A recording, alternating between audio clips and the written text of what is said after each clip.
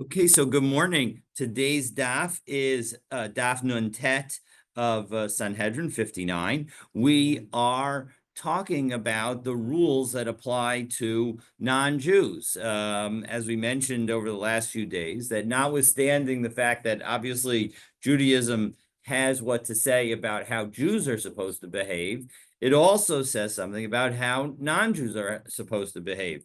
And that is basically a baseline of behavior that we expect from everybody. And the main seven mitzvot, again, are no idol worship, no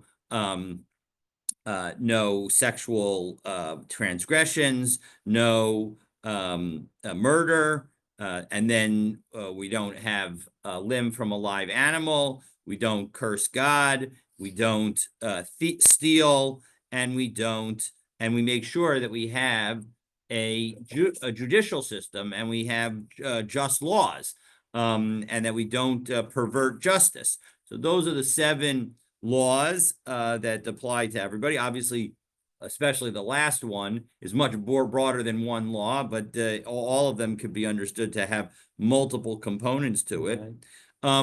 And when we did that, when we went through those seven laws, we noted in the very first brisa that we cited, and I'm going to share my screen so we can really get started.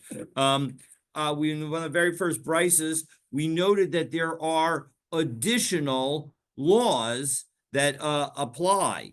And so we're going to be talking about them today. But first, we're going to continue our discussion of some of the mitzvot that apply to the Jewish people that if a non-Jew were to observe, it would be problematic. So the very first one that we saw at the end of the day yesterday was taught by Reish Lakish is that they can't observe Shabbos. They can't have a full day of rest. They need to be working.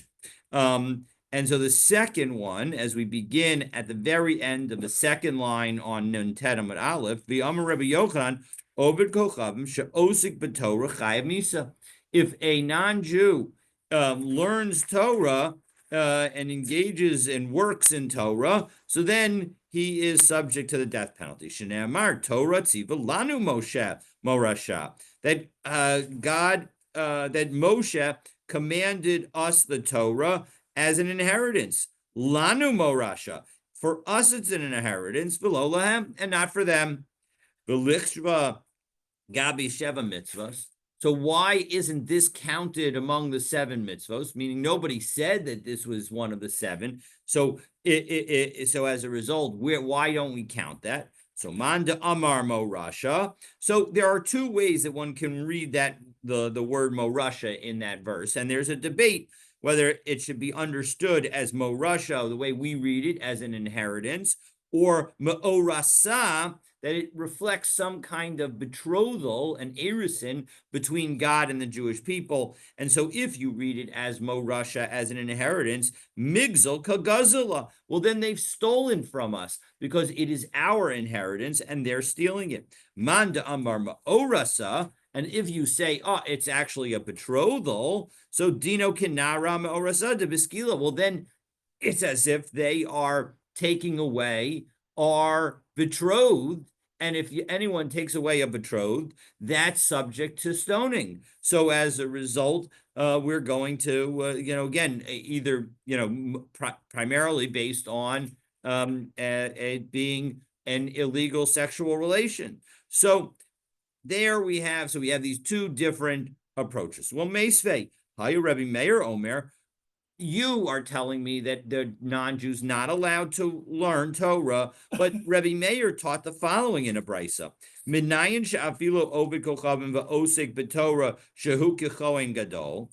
How do I know that somebody, even an idolater, who studies Torah, should be viewed like a Kohen Gadol, that he's really that it's a wonderful thing?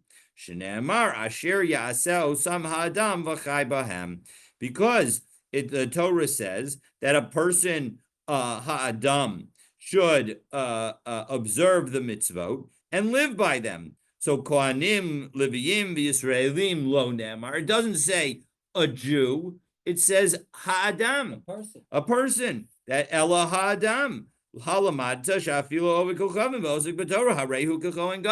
So that is the story. Now, we actually saw yesterday, I think it was yesterday, that Adam, at least according to some opinions, is understood to mean only Jews. So it's actually interesting. So Rashi understands that this Ha'adam disagrees with the other viewpoint that says that Adam means a Jew. But now, and so as a result, you have these two disagreements. Tosfos, and specifically Rabbeinu Tam and Tosfos, offers the suggestion that actually Ha'adam is different than Adam. Ha'adam would include non-Jews. Adam does not. But in any event, if you had that question as to why here it seems we say Ha'adam includes non-Jews, whereas elsewhere in Shas we've seen that Adam is specifically a Jew, so that helps understand. But in any event, Hasam b'sheva mitzvah. So our question is, how do we have one place where it's clear that they're supposed to learn Torah, and another place where it's the opposite? Exactly. So Hasam b'sheva mitzvahs didhu. Now, when it says that that we should treat a non-Jew who learns Torah like the Kohen Gadol, it's saying if they are learning the Torah associated with the Sheva Mitzvot. So they need to learn about how they're supposed to observe those 7 mitzvot. So if they're learning this Gemara, so this Gemara is all about how to observe the Sheva Mitzvot, so that would be totally fine. It's you have a question? When you see the Lubavitch at the corners wanting you to put on film, they hand out these little cards, the 7 Noah laws. I never noticed that. They hand it out constantly. That really interesting. So there you go. So I think, look, that is many say that in fact that's an expansion of their outreach. Exactly. To make it to the entire world 100%, because originally their philosophy was getting any Jew to do one extra mitzvah is a humongous thing. But now they realize, I guess, that it's not only the whole world has the opportunity to do additional mitzvah. Okay, so that is the first question, and that is the answer. And now, again, when we initially learned the 7 Noachide laws, we had several additions. So we're going to talk about one for an extended period of time, and then we'll go on to the others, but we're going to see them, but let's take a look. And so the first one is by Rabbi Chanina ben Gamliel. Rabbi Chanina ben Gamliel Omer, Av Hadam min Achai. Not only are we not allowed to, is a non-Jew not allowed to have a limb from a living animal, but they also can't have blood from a living animal. Tana Rabbanan, Ach basar benafsho damo lo sochelu. We have a brisa that says the following: the flesh. The pasuk says, this is a pasuk in Bereshis Parak Tet pasuk Dalid, that only the flesh with its soul, which is its blood, although the which is not completely clear. The literal translation is only the flesh with its soul, its blood, lo sochelu, you shall not eat. So zeh aver min achai. So the rabbinic, the Tanakama in this brisa says that it only refers to the eating of a limb. Rabbi Chanina ben Gamliel Omer Av Hadam min Achai. This pasuk also teaches us that you can't have blood. In fact, on some level, Rabbi Chanina's reading is the easier read, because it says flesh with its soul, its blood you shall not eat. So that suggests that there's both a problem on eating flesh and a problem on eating blood. So my time at Rabbi Chanina ben Gamliel, what's the reasoning of Rabbi Chanina ben Gamliel? Well, it's obvious. Kribe basar benafsho lo sochel, damo benafsho lo sochel. You can't have the flesh and you can't have the blood. Rabbanan, what about the rabbis? Why don't they like that read? As I said, one could argue that it's an even easier read. Hahu lemishrei shratzim hu da'asa. No, what it's doing is actually telling us that it is permitting the eating of creeping creatures, of the crawling, the things that are crawl on the ground. This includes like lizards and things of that sort, and maybe mice and bugs. Exactly. So how do I know? So kiyotze bedavar ata omer. So I'm sorry. So we're continuing. So that's the explanation as to why. We're going to talk about it more in a moment. But now we go back to the brisa and we say, kayotze b'zeh b'davar, kayotze b'davar, that this is Rabbi Hanina ben Gamliel continuing to talk. Ata omer, you can say, Ra chazak levilti achol hadam ki adam hu nefesh. That you have to be careful not to have the blood, for the blood is the soul. So again, this pasuk highlights that blood is also a problem. And so as a result, Rabbi Hanina understands that just as blood's a problem for the Jewish people, so too the blood is a problem for the non-Jews. V'Rabbanan. So now we go back and we ask, Hahu ladam hakaza. So why do we have this teaching that blood is going to be problematic? We already have it earlier. So that what it comes to include. So again. Oh, I should note that this verse that Rak Hazak Levilti Achol Hadam is from a pasuk. This pasuk is in Dvarim Perek Yudbet pasuk Kaf Gimel, and that pasuk begins Rak Hazak Levilti Achol Hadam Ki Adam Hu HaNefesh. It ends Lo Sochal HaNefesh Im HaBasar, that you can't eat the flesh, the soul with the meat, meaning that you can't. This is a separate situation where Jews are told that they can't have Aver Minachai, they can't have flesh from a live animal, and it references blood as well. So the question on the rabbis is, why in this pasuk? So you explained why in the pasuk in Bereshis it needed to refer to both blood and to flesh, because it's going to tell us that it's okay to eat the blood, eat a limb from a creeping creature, because we are going to see that creeping creatures, their blood is not mixed in with the flesh the way a regular animal has blood mixed in with the flesh. And so at least that's the way the Gemara understands it. But now we also have a second pasuk, this pasuk in Dvarim, that also references not eating flesh from a live animal and also references blood. So what is the blood doing there? So the blood there is Hahula Dama Kaza Shanashama Yotzabo Hudaasa, that it's teaching us that yes, there is a prohibition on Jewish people having blood, and that's even in a separate pasuk. But it's telling us that if somebody were to take blood from a live animal, the only problem is going to be blood where the animal is dying at the same time. Wow. Otherwise, it's not going to be that prohibition. There'll be a separate prohibition on having blood, but it's not going to be the prohibition associated, but it's not going to be at the same level as having blood from a dead animal. Okay, so lama li lemichtav livnei Noach, v'lama li lemishnei b'Sinai. Why did the Torah need to repeat this mitzvah and say both with respect to Noachites and then at Har Sinai to say for Jews that it's subject to the prohibition of not eating flesh from a live animal?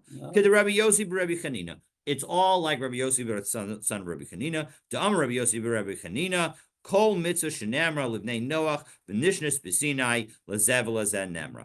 Any mitzvah that you have that was commanded originally to the entire world before Har Sinai, and then was commanded again at Har Sinai, livnei Noach, then it's commanded to both Jews and non-Jews. Livnei Noach v'lo nishnas b'Sinai, but if in fact you only have the mitzvah commanded at the original, all the way in the beginning of Bereshis, and it's only commanded to everybody in the world, and it was not repeated at Sinai, li Yisrael nemra v'lo livnei Noach, then it's only for the Jews and not for the rest of the world. V'anu ein lanu ela gid hanashe v'aliba de Rabbi Yehuda, and there's only one example of that. There's only one example. It's the example of Gid Hanasha. That's the sinew in the leg that Jews are not allowed to eat. And it's only according to Rabbi Yehuda, because Rashi tells us that there's a debate between Rabbi Yehuda and the rabbis about the nature of that mitzvah. Because the mitzvah we're commanded about Gid Hanasha right after Yaakov has his struggle with the angel. Right. And he's hit in the leg, and he says that therefore the Jewish people don't have the Gid Hanasha. And the question is, the rabbis say it wasn't actually commanded at that moment. Moshe, when he wrote the Torah and was given all the mitzvot, he wrote that mitzvah back in Bereshis because that's where it made sense to tell the Jewish people about not having the Gid Hanasha. Whereas Rabbi Yehuda says, no, from that moment, it became prohibited for Yaakov and his children to have, to eat the Gid Hanasha. And so as a result, according to Rabbi Yehuda, who says that it was commanded then, when the Jewish people, when there was no Jewish people, it was just Yaakov. So he was considered a B'nai Noach. He wasn't, in fact, on some level Jewish. And so as a result, only for him, for Rabbi Yehuda, do we have this mitzvah of Gid Hanasha being commanded before Har Sinai, and therefore that is the one example of a mitzvah that was before Har Sinai that isn't mentioned at Har Sinai, and we're saying that those mitzvot are only on Jews, and so as a result, the Gid Hanasha is only on Jews. So Amar Mar Kol Mitzvah. Now we're going to analyze and question this statement of that we said that every mitzvah that's said by the B'nai Noach and said again at Har Sinai is for both Jews and non-Jews. So Amar Mar, we just said Kol mitzvah shenamra l'bnei Noach nishnes b'Sinai lazev lazen nemra adarabba midin nishnes b'Sinai liyisrael nemra below l'bnei Noach. It actually makes more sense to say it the exact opposite, because I would have thought that if you repeated it, maybe it should only apply to Israel and not to Noachites. So as a result, they can use your help, Mark. Yeah. Okay. So Adarab Yisrael Nemra below Noach. So the Meitne Avoda Kochavim B'Sinai Ve'eshkachan the Anash Ovdei Kochavim Ilave. So Shmaminat Lazev Lazen Nemra. So the way that we're going to say that it can't be that it's only for Jews is because look at what actually happens in the Torah. The Torah tells us that the non-Jews are punished for their idol worship. So it must be that, and idol worship is something that was taught before Har Sinai and at Har Sinai. So it must be that something that is taught before Har Sinai and at Har Sinai applies both to Jews and to non-Jews. So that shows that Rabbi Yossi, the son of Rabbi Chanina, is correct. And what about the other side of the principle? Again, Livnei Noach v'lo nishnas b'Sinai liYisrael nemra v'lo Livnei Noach. If it was only commanded before Har Sinai, it wasn't for and wasn't commanded at Har Sinai. We say it's only for Jews and not for non-Jews. That makes no sense. Adarabba, you should say the exact opposite. Midelo nishnas b'Sinai, because it wasn't repeated for all of the Jews. Maybe you should say Livnei Noach nemra v'lo Yisrael. It should apply to only non-Jews and not to Jews. So the Gemara answers no. Leika midaim dil Yisrael shri v'lo kochavim asur. There isn't anything that is prohibited to a non-Jew that is permitted to a Jew. Meaning you can't get out of a mitzvah by becoming Jewish. It just doesn't make any sense, right? On some level, if the religion expects more from somebody who's Jewish than from somebody who's not Jewish. And that makes total sense. And so how could it be that there would be a mitzvah only for the non-Jews? V'lo, 1 second, I can tell you some things that are permitted for Jews that are not permitted for non-Jews. V'harei yifas toar. What about the taking of a beautiful captive? We say that a Jew is allowed to do that, but non-Jews don't have that mitzvah. No, non-Jews don't have that commandment, so non-Jews are not allowed to do that. No, hasa mishum dela b'nei kibush ninhu. That's because non-Jews are not subject to being. There's no special rules for them associated with conquering. Put another way, although the Torah has provided a mechanism for the Jewish people to expand the land on which they are living, no such procedures were provided for non-Jews, meaning that if you are the ancient people in a particular land, you are not allowed to take that, nobody else is allowed to take that land away from them. And that's why we have to, only because we believe that Hashem actually gave us the land of Israel that gives us any right to actually take that land. But in general, nobody can take somebody else's land away. Okay, so that's we've responded to why Yifas Torah only applies to Jews and not to non-Jews, because Yifas Torah only applies when we're trying to capture additional land. It doesn't apply to other kinds of battles, and capturing additional land is not something that's relevant for non-Jews. Well, what about the theft of something less than a shava pruta? When it comes to a Jew, we say that the person's not liable. But when it comes to a non-Jew, we say that the person is liable. Doesn't that show that non-Jews have a restriction that Jews don't have? No, it's not. Now, the problem is whether or not people are forgiving. And the Jewish people are assumed to be forgiving. And so as a result, if you were to take some benefit that was less than worth a shava pruta, then away from somebody, we understand that if the other person is Jewish, he forgives you. He's going to say, all right, it's okay. We hope. I mean, exactly. But the point is that we make that presumption about a Jew. But when it comes to non-Jews, who have who are viewed as having a sense of cruelty that we don't have, so then they don't have that. And so as a result, basically, we treat people how they treat others. So Jews who are kinder, and as a result, who we try to be kind, and as a result are going to forgive the less than a pruta. So as a result, that's not going to be considered theft for us. But for somebody who's not Jewish, we're going to treat that as theft. All right. So back to this concept of kol mitzvah shenamra l'bnei Noach v'nishnish b'sina l'zev zenamra. Again, anything that was commanded and repeated is for everybody. So hare mila. What about the mitzvah of mila, of circumcision? That was taught before Har Sinai, because Abraham was told to do circumcision.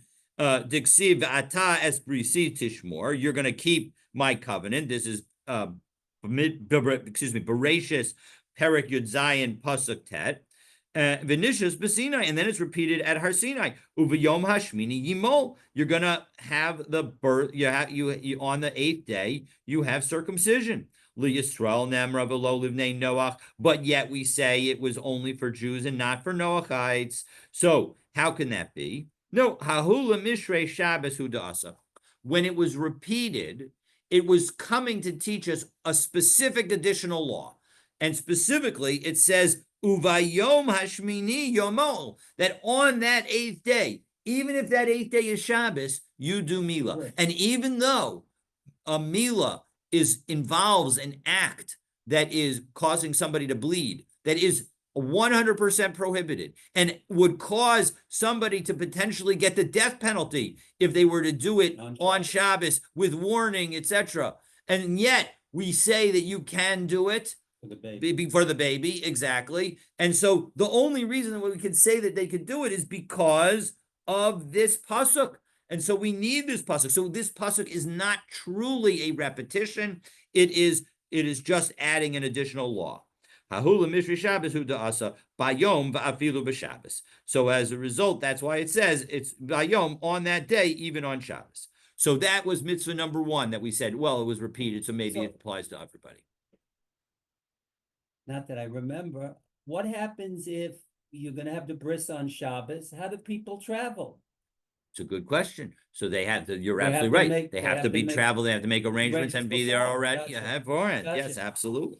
V'harei pirya v'rivya, because we basically say only the things that are absolutely necessary for the bris can happen on Shabbos. Anything And of, boy, and you all the could- side events, You could boil water if you had and to. you had to, but that's because of the health of the For the baby. baby, right. Exactly, 100%. Good memory. That's exactly right. That's the example that's given in the Gemara. But hare pirya v'rivya, what about procreation? That was a command that was given sort of to Adam Arishon, and it says, and it repeats for the Jewish people, because Shenamar Levnei Noach, Dixiv Atem Pruervu. That's in Bereshis, Parak Tes, Pasuk Zion. Actually, it's this one is the reference is for Noach.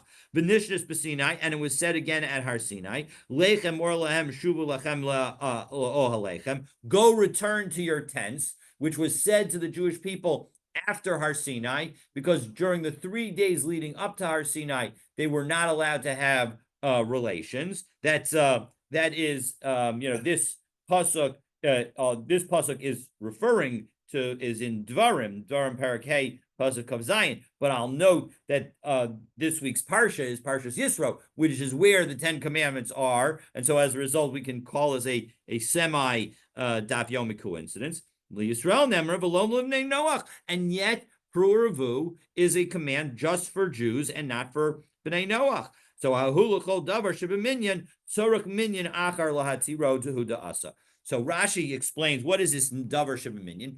Anything where there was a court-based decision that you have, it requires another court-based decision to allow. And what it's saying is the following: God commanded Moshe that for 3 days men and women should be separate in advance of Har Sinai. That decision was implemented by Beit Din, by court. And so in order to undo that, even though that decision was specifically made for a 3-day period, even though the 3-day period had expired, we need another statement, we need another affirmative statement to release the prohibition. Again, so even though the 3 days had expired, so you'd say, oh, for sure it's permitted. No, that's not what we say. Rather, you need a second statement in order to permit it, and that's why the statement came. And so as a result, it is not a repetition. It's just to teach us something new. Well, 1 second. 1 second. When you're being so technical in trying to find something new in every detail, and you can find something new in everything. So maybe we should say that all of the mitzvot that are repeated only for Jews, and therefore there really are no Sheva mitzvos b'nei Noach at all. So because we could find an additional detail. So Hakikamer, no. Azhara midhadar umisneba lamali. No. The point is that if the only thing that you learn new is the extra detail, like on Shabbos you're allowed to do the bris, or like you're allowed to go back to your wives, so then in that situation we're not going to say something new. We're not going to say that it's a true repetition. It's really just once, and therefore it only applies to Jews. But when it comes to something where it's the whole details, every detail is repeated again, so then that's going to be something that applies not only to Jews, but also to non-Jews.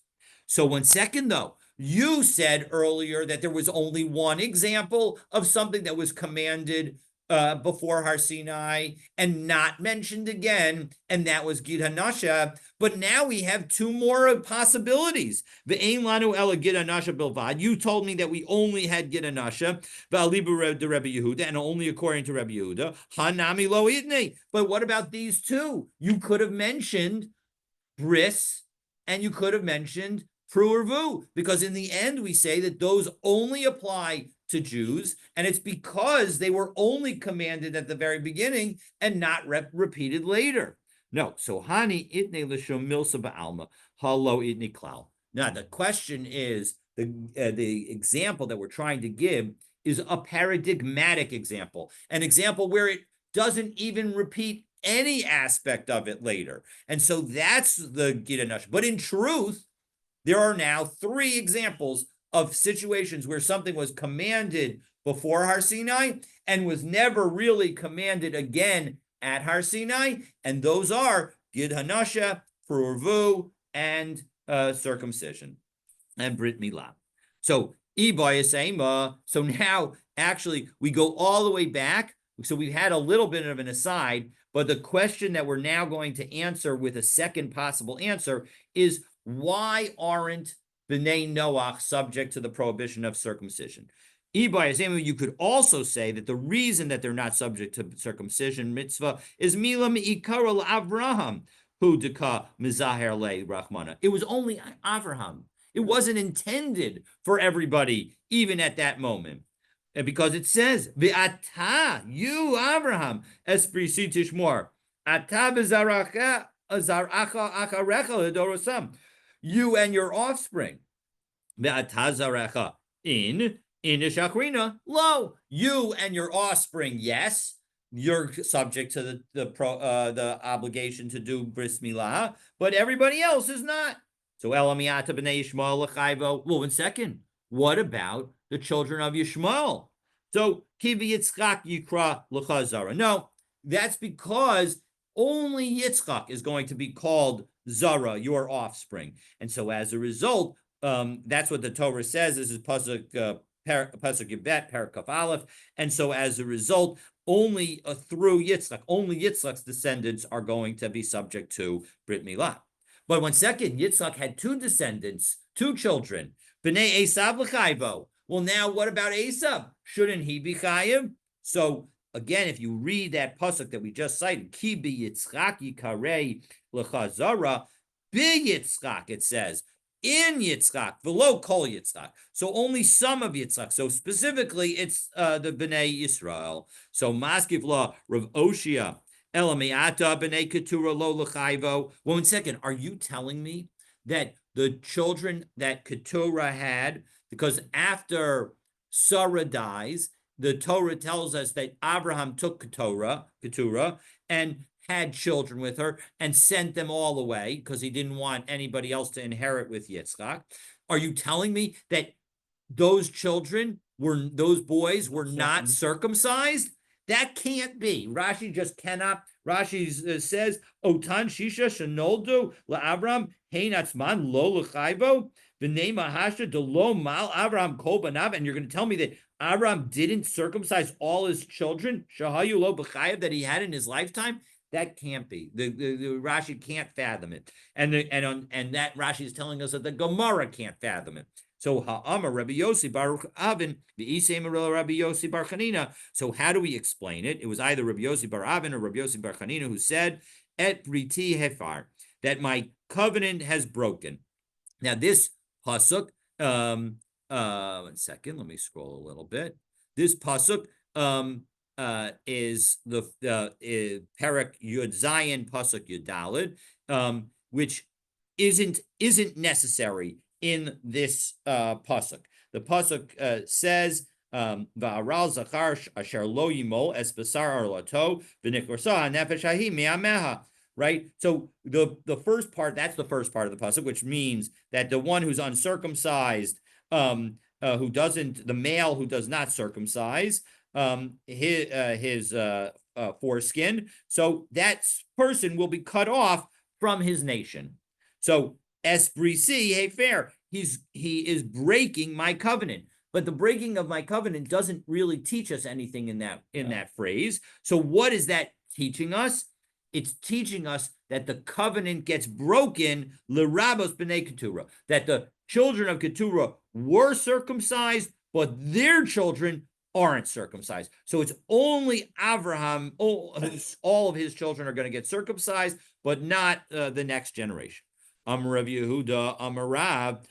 So now we go back. To discussing the prohibition of eating meat. And that prohibition was lifted after the flood. And so we're going to detail that. So Amar Rav Yehuda, Amar Rav, we saw this indirectly over the last couple of days, but now we're going to see it more indirectly. Adam Arishon lo hutar lo basar la'achila. Adam was not allowed to eat meat. Diksiv lachem yeh le'achla ulechol chayas haaretz. That again, the first part of that pasuk is Vayomer Elokim hinei nasati lachem es kol esev zoreya zera asher al pnei kol haaretz ves kol haetz asher bo pri eitz zoreya zera lachem yiyeh lo'achla. So that's what you can eat. Ulechol chayas haaretz, and to any animal of the land. Ulechol ov hashemayim, into all the birds in the heaven. Ulechol romeis al haaretz, and to anything that crawls on the ground. Asher bo nevesh chaya. So the point is that the only thing that was given to Adam and all animals to eat is vegetation, as kol yerek esav lo'achla vayhichein. So the point is that only these things were given to the animals, including humanity, to eat. V'lo chayas haaretz lachem. You don't get to eat animals because shebo b'nei Noach hitir lahem. But when Noah came along, so then it became permitted to them, because the Torah says, Shneamar, ki yerek esav nasati lechem es hakol. Right? It says, before those words, it says, kol remes asher hu chai lachem yiyeh le'achla. Now, anything that moves, you're allowed to eat, Noach. And so as a result, until Noach, no eating of animals. And we saw before that it could be that they were allowed to eat it if it died of natural causes, but they weren't allowed to kill it. And on some level, the idea, there is this idea that we're really, maybe even we should not be eating animals. That vegetarianism has sources within the Torah, and indeed, one could say that you're trying to go back to the nature of Gan Eden to do that. So that, but I'm not going to go into the philosophy of vegetarianism. But in any event, the point is that only at Noah were everything that was and the pasuk says, Ki yerek esav nasati lechem es kol. I'm giving you everything to be like vegetation before. Vegetation before was the only thing that you're able to eat. Now everything's like vegetation. You can even eat animals. Yachol lo yehei aver minachai. I might have thought that, hey, that means that you could even eat a live animal and a limb from a live animal. Talmud Lomar, that's why the next pasuk says, Ach basar benafsho damolo sochel. You can't eat a limb from a live animal. Yachol ach l'shratzim. I might have thought that you would be allowed to eat the live, that you would not even be allowed to eat limbs from live animals that are these creeping, crawling kinds of animals. Talmud Lomar, ach, the limitation of ach in that pasuk tells us actually it's fine. Umay Talmuda, why? What is it teaching? Is meaning, how do I know that in fact these kinds of animals are okay? Rav Huna damo. It says its blood. Misha damo chaluk mi bisaro. When the blood is separate from its flesh. Yatsu shratzim she'ein damam chaluk mi bisaram. Unlike all of these creepy, crawly kind of creatures, where their blood is not separate from their flesh, and so as a result, I don't know whether that's actually true biologically, but the bottom line is that shrutzim are treated as different from the rest of the animal kingdom.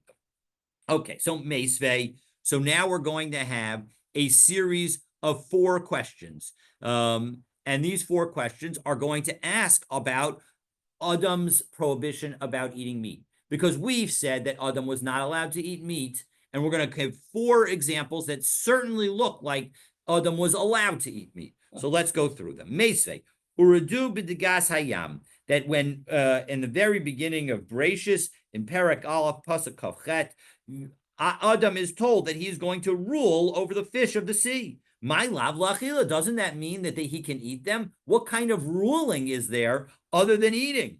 Lo l'malacha. No, it actually means that he would be able to get them to do work for him. V'dagam b'nei malacha ninu. How are fish able to do work? Yes, they can. Kiderachava, like Rachava's question, Deboy Rachava, because Rachava asked the following: Hinhig be'iza v'shibuta mai. What's the law if I have a wagon and I'm taking the wagon along the shore, and I have 2 animals that are going to pull the wagon? I'm going to have a goat pull the wagon, and I'm going to have a fish, some kind of large fish, maybe a salmon, pull the wagon. Tuna. Oh, tunas are big too. Yeah. So big. Right, or we can even say dolphin, because in the Torah's thinking, it's really meaning any creature of the water. So even a dolphin would probably be considered under the dog category. But the point is that you're not allowed to have two different animals because of kalayim. Exactly. So as a result, is that kalayim or not? Now, the Gemara is not going to answer that question. But the question itself shows that a fish can serve as a work animal. So therefore, that's effort number one, and it's not successful. Tashma, effort number two, to try and show that, in fact, Adam was allowed to eat meat.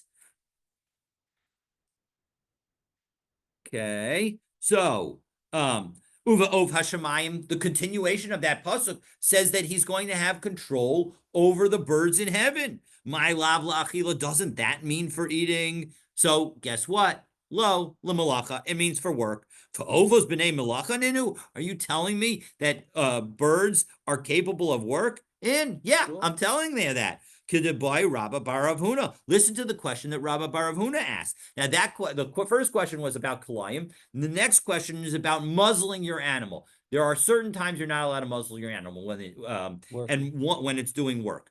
And one of those is when it's threshing, when it's stepping on the grain in order to separate the wheat from the chaff. So, or to at least loosen it too. So, dash v'avazin v'tarnagolin l'Rebbe Yossi Rebbe Yehuda mai. What's the halacha according to Rebbe Yossi, the son of Rebbe Yehuda, who seems to require that you need 4 legs to be working at the same time in order to be, or at least all of the force of a person's body working at the same time in order to have the muzzling prohibition? Does that apply to geese and to chickens? Because how many legs do they have? They've only got 2. So as a result, maybe you might say that that doesn't apply to them. So is that true? And so that's the question. But the implication of the question is that you could have chickens and geese do work. I would not want to have any of that flour that got made out of that stuff out of that work. But okay, in any event, 3. Now, third effort, tashma uvechol chaya haromeses al haaretz. The last words in that pasuk is that Hashem was giving Adam Arishon control over every living creature, and chaya is wild animals. Are you telling me that the wild animals in the world, especially haromeset, those that are crawling, are going to be able to do work? How could that be? So, hahula asuye nakash huda asa. Nah, that also is in fact telling us about work, and it's like the following brisa. Titania, Rabbi Shimon ben Manasseh Omer. This is a remarkable brisa. You gotta. This is like one of those. Write it down. You gotta remember it. It's a remarkable. Rabbi Shimon ben Manasseh says, "Chaval al shamash gadol she'avad min ha'olam." Woe was the great servant that was lost to the world. Shel mole niskalel chnachash. That if, and maybe we should supposed to say the Zion, that if not for the curse that the snake was cursed, kol echad be'echad mi Yisrael hayum mizdamnin lo shnei nechashim tovim. Every Jew would have been given 2 great snakes. Can you imagine that? Everybody Jew again. And what would they do?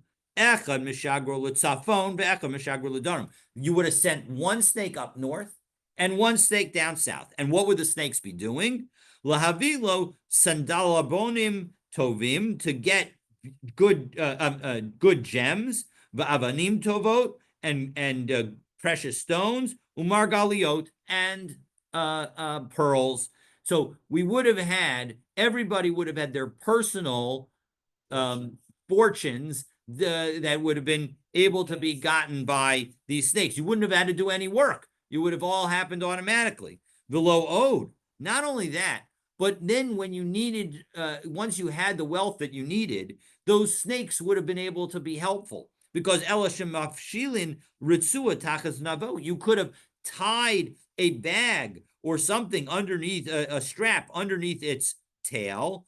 Umotzi ba afar leginato uchoravato, and you would have had a workhorse essentially that would have done all the work that you needed to do. So this was a great opportunity that was lost. And okay, and so all of that was. So now we're going to see. So we're although it's not directly relevant to this, we are about to see how we know that in fact this didn't happen. I mean, why didn't this happen? So now take a look at this next one, which also asks the question of doesn't this show that Adam had meat? Because Mesve, one more. So again, no, this doesn't mean that you can eat wild animals. And so as a result, because wild animals could work, namely the snake would be able to do all this work for you. And so as a result, we're still stuck with Adam does not have the ability to eat meat. So Meisvei, I'll ask him one more question, the fourth and final question. So, Haya Rabbi Yehuda ben Tema Omer, Adam Harishon Meise began Eden Haya. That Adam Harishon so Rabbi Yehuda ben Tema would say that Rabbi Adam Harishon had it great in Gan Eden. He would lay back, he would rest. V'hayu malache hasharis solin lo basar u'misanin lo yayin. And the angels in heaven, the heavenly angels, they would roast meat for him, and they would make clear wine for him. They would strain wine for him so he doesn't have any grape product left in the wine. Hitzitzbo nachash. But the snake looked at it and saw him. And he saw the honor that he was getting, and the snake became jealous. And that's why the snake undermined the whole process and tried to get and everything got ruined with Chava eating from the Eitz Hadas. And so as a result, it highlights, we have to be careful about how we act in public, and how we, that we need to be careful not to act too high and mighty. It's a very big danger. But bottom line is, doesn't this show that Adam ate meat? Because it says that meat was actually being roasted for him. So Hasam b'vasar hayorim min hashamayim. No, it was not meat from earth. It was meat that fell from heaven. Mi'ika basar hayorim min hashamayim. 1 second, does that ever exist? That there's heavenly descent, meat that comes down from heaven? Yes. Listen to this story. There was a story of Rabbi Shimon ben Chalafta who was going on the road. Pagubo Hanak Ayavasa. A whole bunch of lions ran into him. And they roared into his face, meaning they were about to eat him. Amar Hakfirim Shoagim Lataref. And he quoted the following pasuk in Tehillim that says, the young lions roar after their prey. So nechisule tarte atmata, and all of a sudden 2 big slabs of meat fell from heaven. Chada achaluhu v'chada shvaku. So the lions ate one of them, and they left another one. So I say v'asa levei midrasha. So what did Rabbi Shimon ben Chalafta do? He took it to the Beit Midrash and boyala, and he asked about it. Davar tamei huzeh o davar tahor. Is this tamei or tahor? Meaning, am I allowed to eat it? Is it kosher? So amrulei ein davar tamei yoredim min shamayim. You can't have something tamei, non-kosher, fall from heaven. If it fell from heaven, you got to be able to eat it. So as a result, you could eat it. And so as a result, we see that meat can fall from heaven. So by Mine Rabbi Zera and Rabbi Abahu, Rabbi Zera asked the following question: Yardalo demus chamor mahu. What if it came down and it looked like a donkey? A donkey's not a kosher animal. Would we still say that because it came from heaven, it would be kosher? And if Amrlai Yarud Nala, 1 second, you're like a crazy bird. Amri lay in davar tamei yoredim mishmayim. We gave it as a general rule. Things that come from heaven aren't going to be not kosher, so it's going to be kosher. Doesn't make a difference how it looks.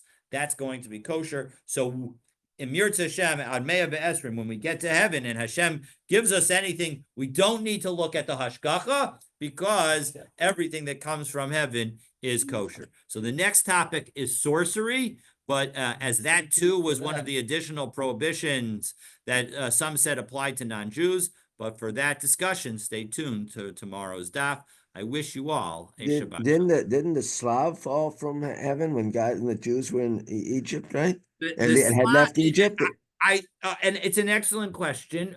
they I left would in the argue that desert. the Slav flew, meaning it was a Slav, it was not that yesh me'ayin.